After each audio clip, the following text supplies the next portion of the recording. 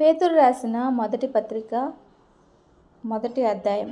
యేసుక్రీస్తు అపోస్తలుడైన పేతురు, తండ్రి అయిన దేవుని భవిష్యత్ జ్ఞానమును బట్టి ఆత్మ వలని పరిశుద్ధత పొందిన వారే విధేయులగుటకును, యేసుక్రీస్తు రక్తము వలన ప్రోక్షించబడుటకును ఏర్పరచబడిన వారికి, అనగా పొంతు, గలతీయ, కప్పదోకియ, ఆసియా, బితునియ అను దేశముల యందు చెదరిన వారిలో చేరిన యాత్రికులకు శుభమని చెప్పి రాయినది. మీకు కృపయు సమాధానమును వర్ధిల్లునుగాక. మన ప్రభువు యేసుక్రీస్తు తండ్రి అయిన దేవుడు స్తుతింపబడునుగాక. మృతులలో నుండి యేసుక్రీస్తు తిరిగి లేచుట వలన జీవముతో కూడిన నిరీక్షణ మనకు కలుగునట్లు, అనగా అక్షయమైనదియు నిర్మలమైనదియు వాడబారినదియునైన స్వాస్థ్యము మనకు కలుగునట్లు ఆయన తన విశేష కనికరము చొప్పున మనలను మరలా జన్మింపజేసెను.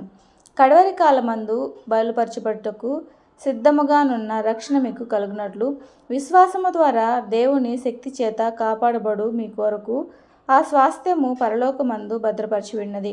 ఇందువలన మీరు మిక్కిలి ఆనందించున్నారు గాని, అవసరమును బట్టి నానా విధములైన శోధనల చేత ప్రస్తుతమును కొంచెము కాలము మీకు దుఃఖము కలుగుచున్నది. నశించిపోవచ్చున్న సువర్ణము అగ్ని పరీక్ష వలన సిద్ధపరచబడుచున్నది కదా.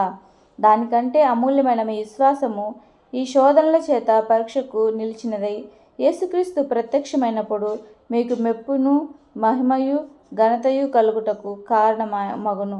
మీరు ఆయనను చూడకపోయినను ఆయనను ప్రేమించుచున్నారు.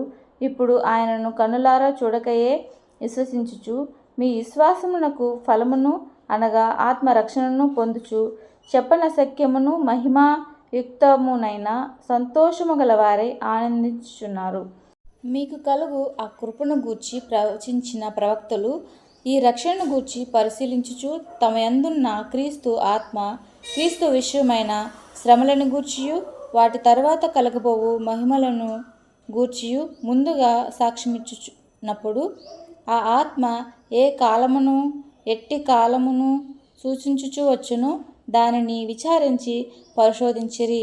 పరలోకము నుండి పంపబడిన పరిశుద్ధాత్మ వలన మీకు సువార్త ప్రకటించిన వారి ద్వారా మీకిప్పుడు తెలుపబడిన ఈ సంగతుల విషయమై తమ కొరకు కాదు గాని మీ కొరకే తాము పరిచర్య చేసిరను సంగతి వారికి బయలుపరచబడెను. దేవదూతలు ఈ కార్యములను తొంగిచూడ గోరుచున్నారు. కాబట్టి మీ మనస్సు అను నడుము కట్టుకొని నిబ్బరమైన బుద్ధి గలవారై యేసుక్రీస్తు ప్రత్యక్షమైనప్పుడు మీకు తేబడు కృప విషయమై సంపూర్ణ నిరీక్షణ కలిగియుండుడి.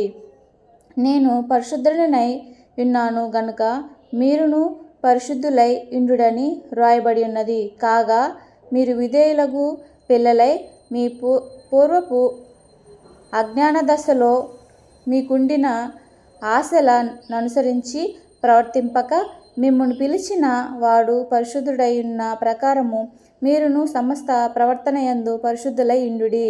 పక్షపాతము లేకుండా క్రియలను బట్టి ప్రతివానిని తీర్పు తీర్చువాడు తండ్రి అని మీరాయనకు ప్రార్థన చేయుచున్నారు గనుక మీరు పరదేశులై ఉన్నంత కాలము భయముతో గడుపుడి.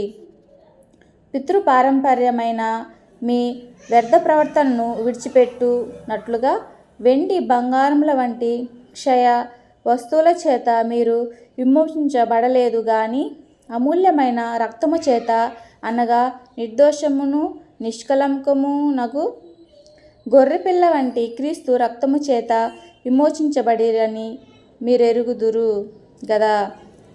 ఆయన జగత్తు పునాది వేయబడక మునుపే నియమింపబడెను గాని తన్ను మృతులలో నుండి లేపి తనకు మహిమనిచ్చిన దేవుని ఎడల తన ద్వారా విశ్వాసులైన మీ నిమిత్తము కడవరి కాలము యందు ఆయన ప్రత్యక్షపరచబడెను. కాగా మీ విశ్వాసమును నిరీక్షణయు దేవుని యందు ఉంచబడి ఉన్నవి.